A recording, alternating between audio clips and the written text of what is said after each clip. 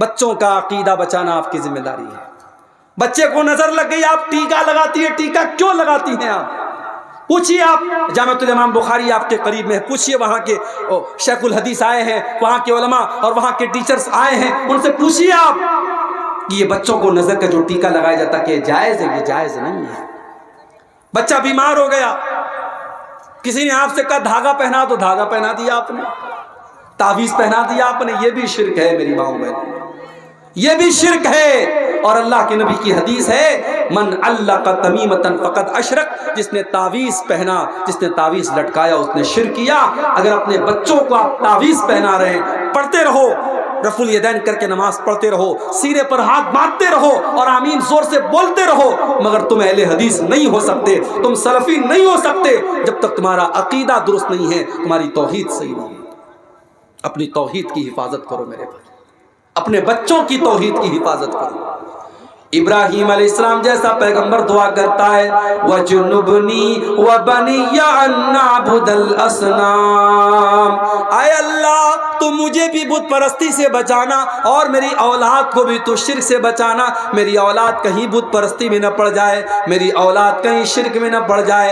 اگر ابراہیم جیسے پیغمبر کو اپنی اولاد کی چنتا ہے تو آپ کو بھی چنتا ہونی چاہیے، آپ کو بھی فکر ہونی چاہیے اپنی اولاد کی۔ اور آگے بڑھیے، نبی اکرم سے پوچھا گیا سب سے بڑا گناہ کیا ہے؟ آپ نے فرمایا کہ اللہ کے برابر کسی کو قرار دینا۔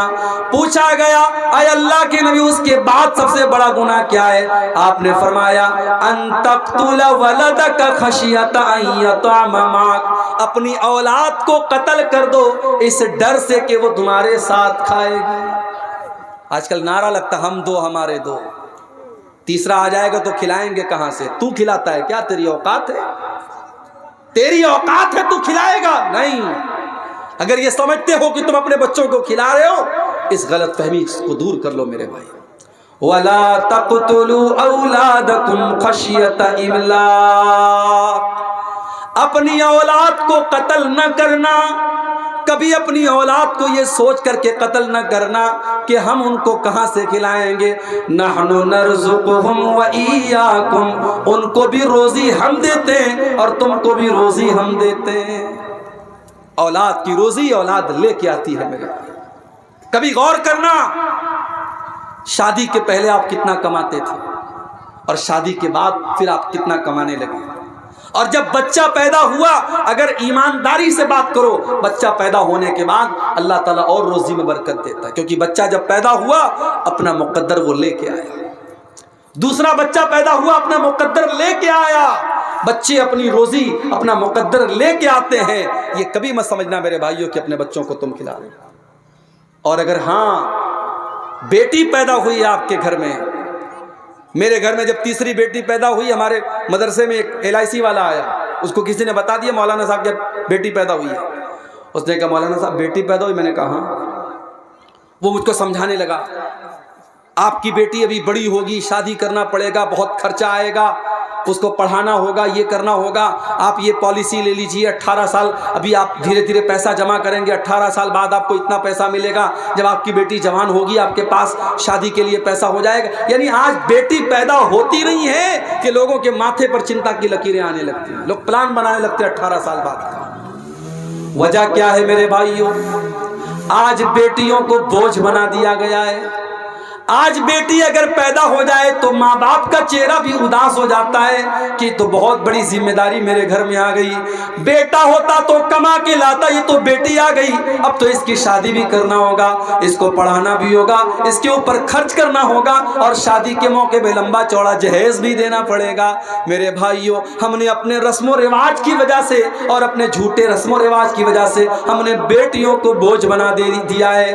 معاف کرنا، بیٹی بوجھ نہیں ہے، بیٹی لعنت نہیں ہے، بیٹی تو رحمت ہوتی ہے، بیٹی تو جنت کا ٹکٹ لے کر کے آتی ہے۔ اللہ کے نبی فرماتے ہیں من آل جاریتین حتی تبلغا جاء یوم القیامت انا وہو کہاتین، آپ نے اپنی دونوں انگلیوں سے اشارہ کر کے فرمایا کہ دو بیٹیوں کو جس نے پالا اور دو بیٹیوں کی جس نے صحیح طریقے سے پرورش کی وہ جنت میں اپنے نبی کے ساتھ رہے گا، وہ قیامت کے دن اس طریقے سے نبی کے ساتھ آئے گا جیسے یہ دونوں انگلیاں ایک دوسرے کے ساتھ آتی ہیں۔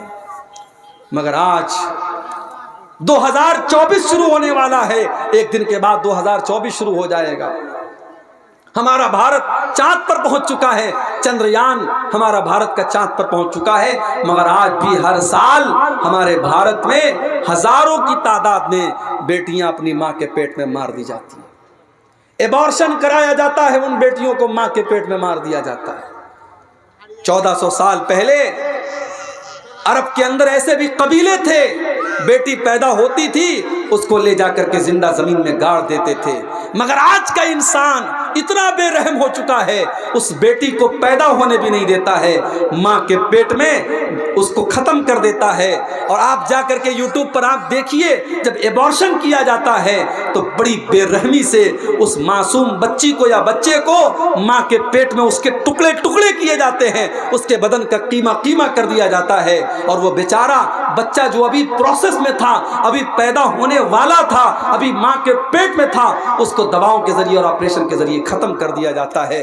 میرے پیارے ساتھیوں، اولاد کو قتل کرنا یہ بہت بڑا پاپ ہے، اور اگر اولاد کو قتل کرنا بہت بڑا پاپ ہے تو ایک بات اور مجھے کہنے دیجئے، اولاد جہاں آپ کی 10 سال کی ہوئی، 12 سال کی ہوئی، بچوں کو مدرسے سے چھڑا کر کام پہ لگا دینا، بچوں کی تعلیم سے چھڑا کر ان کو کام پہ لگا دینا، یہ بھی اولاد کو قتل کرنے کے برابر ہے۔ اگر آپ اپنے بچوں کی تعلیم پر توجہ نہیں دیتے، اپنے بچوں کو پڑھانے کے اوپر توجہ نہیں دیتے، میں کہتا ہوں 2 روٹی کی جگہ آدھی روٹی کھاؤ، 2 ٹائم کے بجائے 1 ٹائم کھانا کھاؤ، مگر اپنے بچوں کی تعلیم سے کمپرومائز مت کرو۔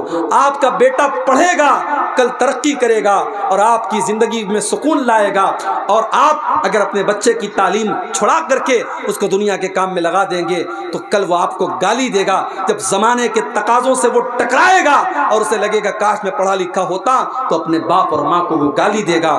میرے بھائیوں، کبھی بھی اپنے بچوں کی تعلیم اپنی معاشی مشکلات کی وجہ سے مت چھڑاؤ، کوشش کرو کہ بچہ ہمارا تعلیم جاری رکھے۔ بچوں کی تعلیم چھڑا کر کے ان کو کام میں لگانا یہ بھی اولاد کو قتل کرنے کے برابر ہے۔ اس دور میں ہم جانتے ہیں جو لڑکا پڑھا لکھا نہ ہو اس کی زندگی بڑی پریشانی کی ہوتی ہے، وہ کہیں کوئی نوکری نہیں کر سکتا، کہیں وہ کوئی کسی چیز میں حصہ نہیں لے سکتا۔ آج اپنے بچوں کی تعلیم پر توجہ دینا بھی ضروری ہے۔